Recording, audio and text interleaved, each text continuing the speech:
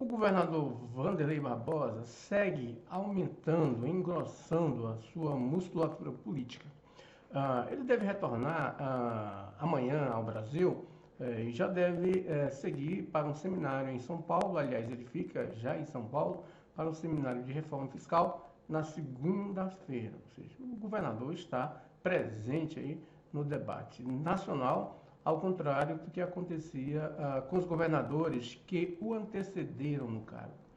Aliás, ontem, no seminário lá em Lisboa, da qual o Wanderlei Barbosa participa junto com uma missão tocantinense, o ministro Mauro Campbell, do STJ, fez uma palestra e cobrou dos governos que parte dos recursos do sequestro de carbono aí, que agora é uma das pautas, uma das agendas internacionais, que parte desse recurso seja destinado aos povos originários e às comunidades aí tradicionais, quilombolas, indígenas, coisa e tal.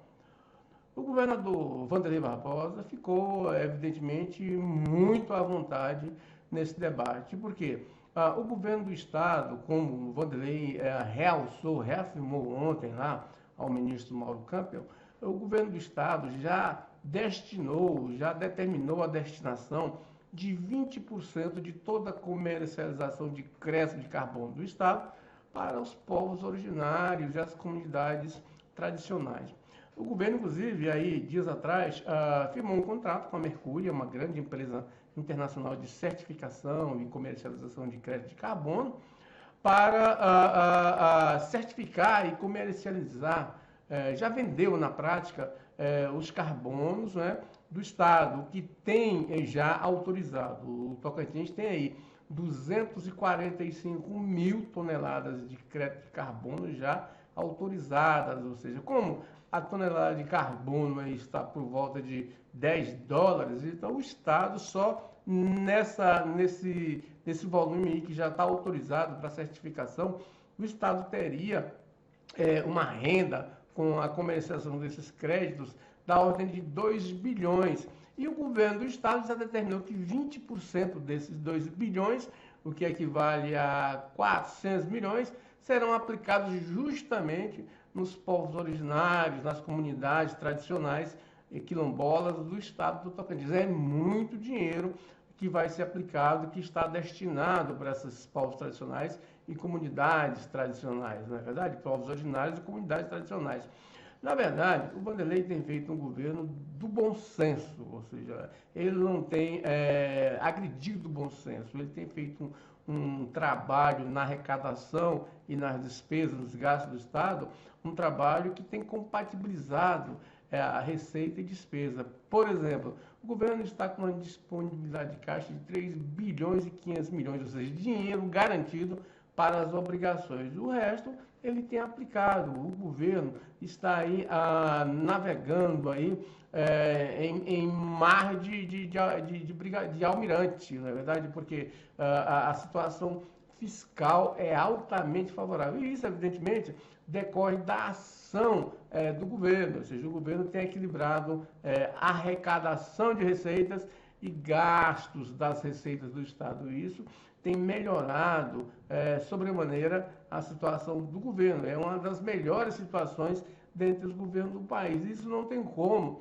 a oposição a Wanderlei Barbosa contestá-lo nesse sentido, porque se você considerar os governos anteriores, foram realmente inconsequentes do ponto de vista fiscal. Chegou às vezes, chegou o governo, no governo Wanderlei, governo Marcelo Miranda, ou no governo Sandoval Cardoso, por exemplo, o governo chegava em setembro, outubro, já sem financeiro e sem orçamento, ou seja, já tinha gasto tudo que tinha arrecadado e mais do que esperava arrecadar até o final do ano, e já tinha gasto o orçamento previsto para o ano. Então, era uma irresponsabilidade fiscal gritante, que não tinha, evidentemente, a crítica e a objeção do Tribunal de Contas do Estado e dos deputados estaduais. O Wanderlei herdou essa situação aí, aprimorou, e hoje o Estado está nessa condição favorável do ponto de vista fiscal, que possibilita, inclusive, o governo antecipar o pagamento dos salários em até 20 dias, ou seja, o governo liberou o salário de junho na semana passada, quando, pela lei, ele teria até o 10º dia o útil do mês seguinte para quitar salário de funcionário. E vejam bem, no governo Marcelo Miranda, por exemplo, o governo pagava salários de ofício ali em novembro e dezembro. E por quê? Porque o governo não tinha mais dinheiro, não tinha financeiro, não tinha caixa e já tinha gasto tudo que o orçamento o autorizava a fazer naquele ano, lá pelo 10º mês do exercício. Então era uma irresponsabilidade fiscal abominante, que Vanderlei resgatou essa situação, é inconteste. Nesse aspecto, a oposição não pega no pé do governo, porque não tem como argumento, e aí o Estado está numa boa situação, que termina fundamentando e sustentando essa espécie de protagonismo de Vanderlei Barbosa no cenário das discussões, no debate nacional dos problemas do país, como é o caso aí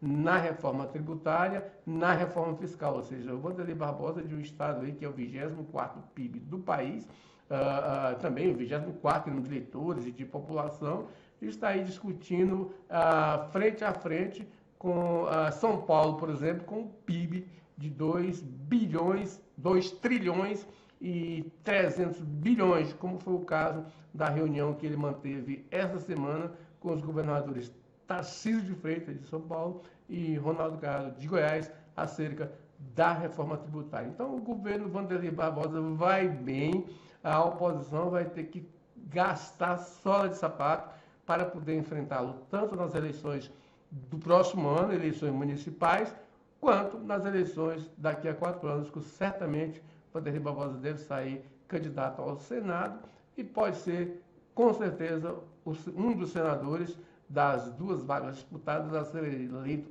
majoritariamente no Estado. Porque carisma ele tem e o governo está muito bem. Se ele não der uma recaída aí, tem tudo para formar-se no Estado um novo grupo em substituição ao siqueirismo e o MDBismo. Um bom dia para você.